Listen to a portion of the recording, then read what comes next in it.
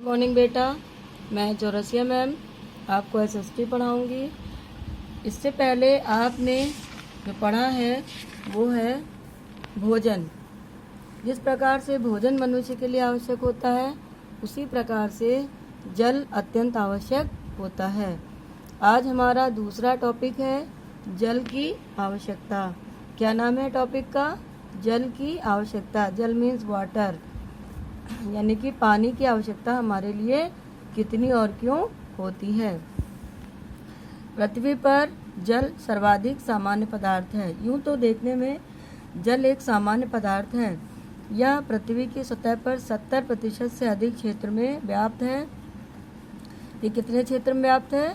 यह पृथ्वी के, यानी कि जल पृथ्वी के 70% से अधिक क्षेत्र में व्याप्त है। जल के बिना पृथ्वी पर जीवन संभव नहीं है।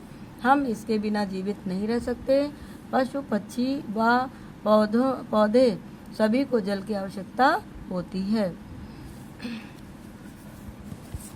आपने देखा बेटा। अब हम आगे पढ़ते हैं। इस प्रकार से हम कह सकते हैं कि मनुष्य, पशु पक्षी व पौधे सभी को जल की आवश्यकता होती है। अब हम आगे पढ़ेंगे जल के उपयोग। हम जल का प्रयोग विभिन्न कार्यों के लिए करते हैं।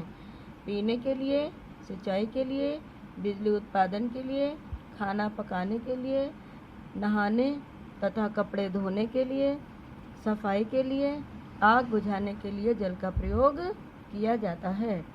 इस प्रकार जल के द्वारा ही हम विभिन्न कार्य करने में समर्थ होते हैं। अतः जल एक मौलिक आवश्यकता है। समझ में आया बेटा? जल क्या है? जल ऐसे तो बहुत ही साधारण शब्द है। पानी सभी जगह देखने को मिलता है। पृथ्वी पर सर्वाधिक मात्रा में जल दिखाई देता है।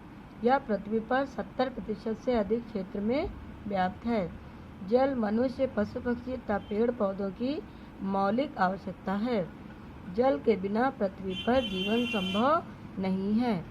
हम जल के बिना जीवित नहीं रह सकते। अतः मनुष्य, पशु पक्षी व पौधों को जल की आवश्यकता होती है। जल के प्रयोग निम्नलिखित हैं। इस वीडियो को आप अच्छी तरह से देखिएगा, समझिएगा और फिर नीचे दिए गए गृह कार्य को समय अनुसार पूरा करके अपनी फ़ोटो के साथ से मेरे नंबर पर अवश्य भेजिएगा। थैंक यू बेटा।